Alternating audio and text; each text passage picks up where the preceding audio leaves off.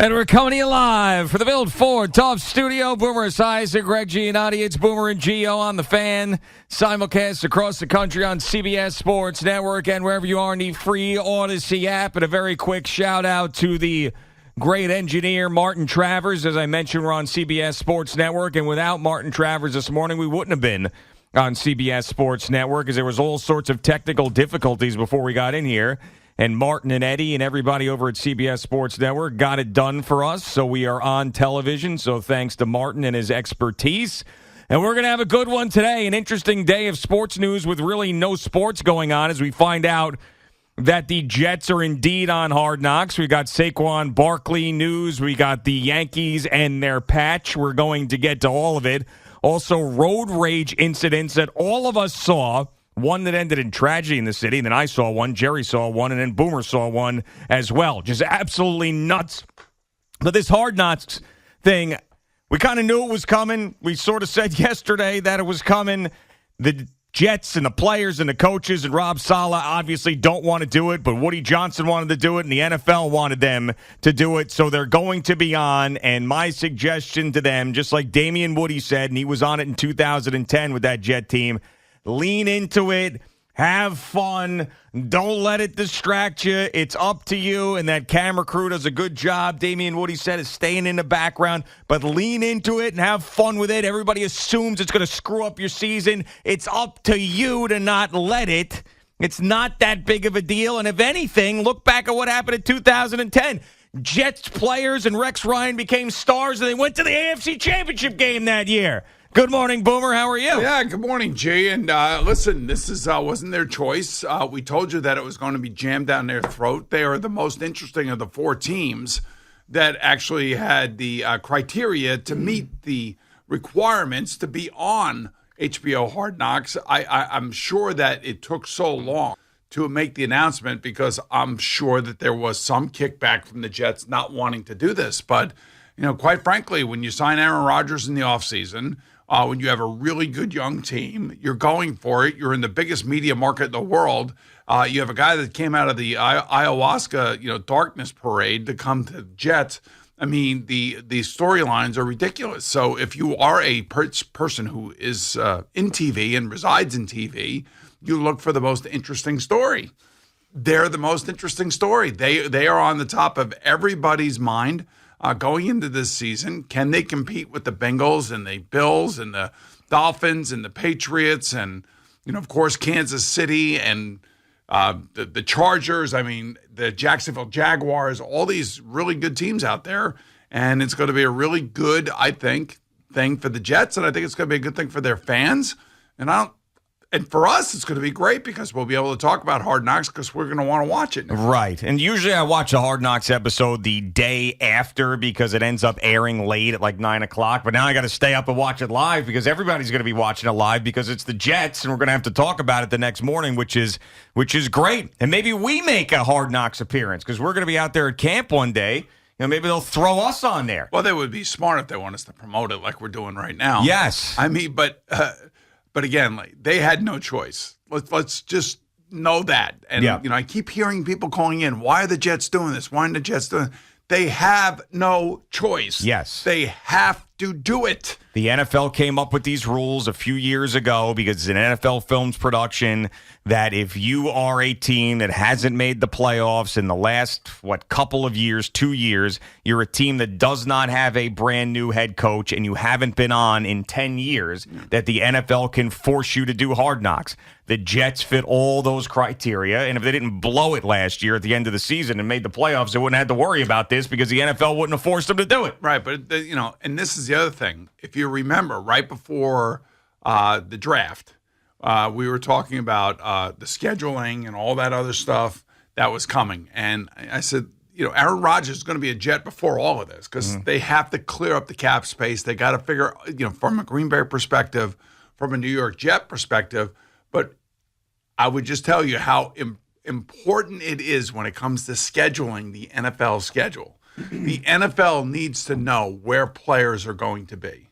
So then they decide, okay, this team is going to make 5 or 6 different primetime or individual game performances during the year. And they needed to know that Aaron Rodgers was going to be on the team so they could set up the schedule the way that they did. And, so this just goes, hey, look, the Jets, it doesn't matter because you have to win in the season. The Jets have won the offseason. Whether that means anything to anybody or anything else, I don't know. But the fact is they won the offseason. They are the most interesting team. I could think of a couple of other teams out there that would be really interesting on Hard Knocks. But then again, this quarterback thing is coming out. I ended up watching a bunch of that yesterday. Have you seen any of it yet? I haven't seen any of it yet, but I would just say, Patrick Mahomes won a Super Bowl, and they were all over him during the year. Yeah, the everywhere, personal life and everything. So I just don't want the Jets to be angry that they're around, Rob Saleh to be annoyed that they're around, because he flat out said, I'm sure there's a lot of teams that want to be on Hard Knocks. We're not one of them, so I don't want him to not give access or be pissed off in the interviews and create drama because of that. Just lean into it. I mean, just show everybody that it's a fun place to be, a good place to be. Use it as a marketing tool and enjoy the fact that you're relevant. And I know that there's so many distractions in the NFL, and coaches want to keep all the noise outside the locker room. And I understand, it's impossible these days. Right, but especially, now that you have the premier quarterback that everybody talks about. This guy gets talked about everywhere, on and off the field. You weren't going to escape attention to begin with. So what if there's an extra camera or two following you around, and then you got to do an interview afterwards? If anything, this gets your fan base even more fired up. Because let's just assume that the camp goes well and the preseason games go well and there's not some sort of major injury. All this is going to do is fire up your fan base even more for this team. To get a chance to see Aaron Rodgers behind the scenes doing what he's doing with this young group, this could only be a good thing in my eyes. Just don't let it distract. You can't go in with a negative attitude and be like, this is going to screw our season up. It's such a silly thing to think. Let me explain something. Could there be a player or two or a coach or two that's not going to like this? Yeah, there always will be one, two, maybe three guys. At the end of the day, this is going to be good for them. It's going to be fun. It's going to be fun watching. As Joe Douglas told me 3 weeks ago, he said, you know what? I've never been on the field with a Hall of Fame quarterback. In all of his years in the NFL. Now, Joe Flacco's not going to be a Hall of Fame quarterback. He was on the field with him. Mm-hmm. He was a championship quarterback. He was on the field with Carson Wentz, but Carson Wentz, early on in his career, he was not going to figure all this stuff out just yet. But watching Aaron Rodgers run practice, run the meetings, was a completely different experience for him. And he goes, it's really, really impressive. It's amazing what somebody at this level can do for a team and how a team responds to that personality, especially with the way that he prepares both on the field and in the classroom. Like I told you, when he first got there, he did an hour dissertation just on his snap count alone. And this is going to make everybody more comfortable, make everybody understand their roles a little bit better, instead of standing in a huddle like the Jets had to do last year with a kid who was not ready to play yet. And when you're looking at him and he's calling plays and you do not have confidence that he can get his job done, then it's going to adversely affect you as a player. So this is going to change the whole dynamic of the offense and the players that are in that locker room and on that team, even defensively. And I do think that there's going to be a healthy competition against guys, Garrett Wilson and Sauce Gardner, in practice. One-on-ones, 7-on-7s, all that kind of practice work. There is going to be an uptick in competitive spirit. Yes, and there's another angle of this that's similar to the 2010 season, even though it was about an extension and not so well. I guess this is an extension too, but remember all the Darrelle Revis noise that was going around in the Jets 2010 Hard Knocks and the meeting at the diner and all of this stuff and the holdout.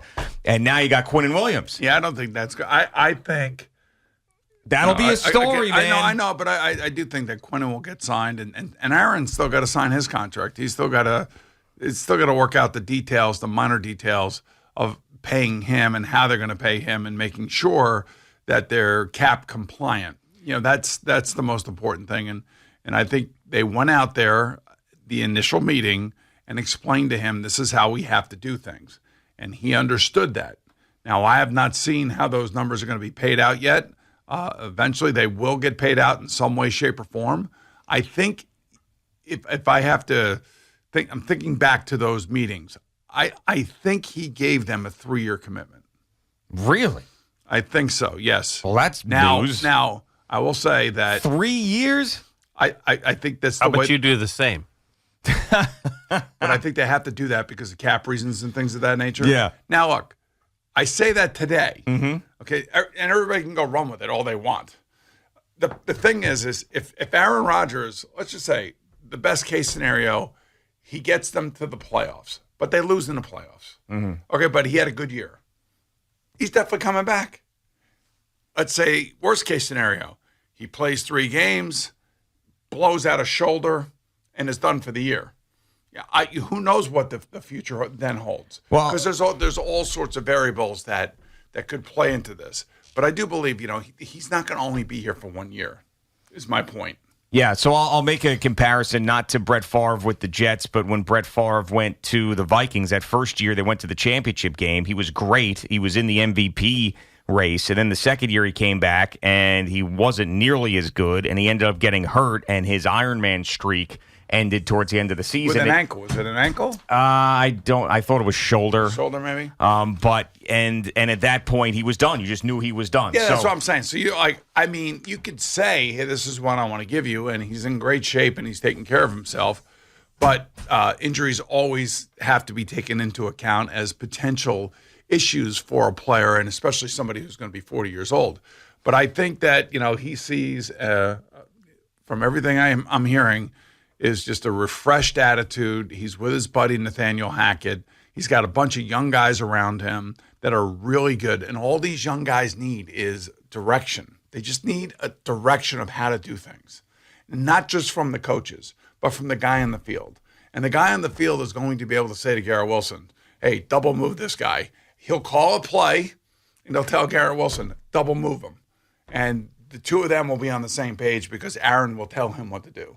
And it won't just be Garrett Wilson going down there and just running a deep in cut. It may be a deep in cut and then a go.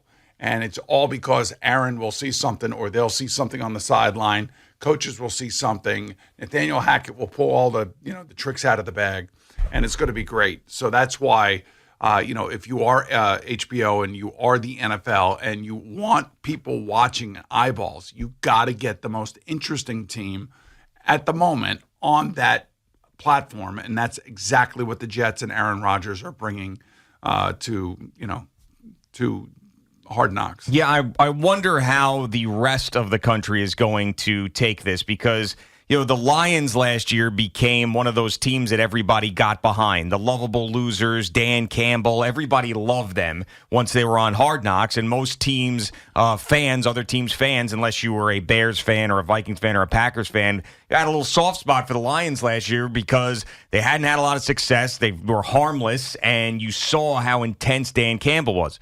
I don't think that's going to be the case here, though. I think that the Jets, they got some bravado. They got some really confident guys. Aaron Rodgers, of course, has been criticized for all sorts of stuff.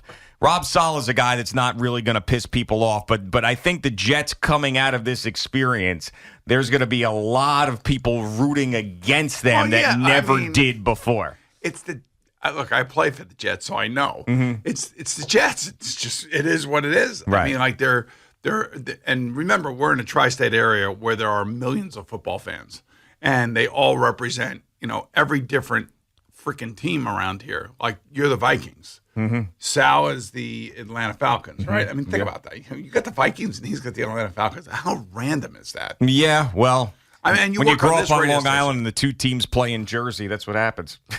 Or you grow up in the 70s and the Pittsburgh Steelers and the Dallas Cowboys are dominating everything. Yeah. Or you grow up in the 80s and the 49ers and Joe Montana are dominating everything. Right. And oh, by the way, Jerry Cowboys, Eddie Dolphins. That's what I'm saying. I mean, there's a bunch of us out there. So there's a lot of reasons for you guys to, well, not you specifically because you're a Viking fan. It doesn't really affect you.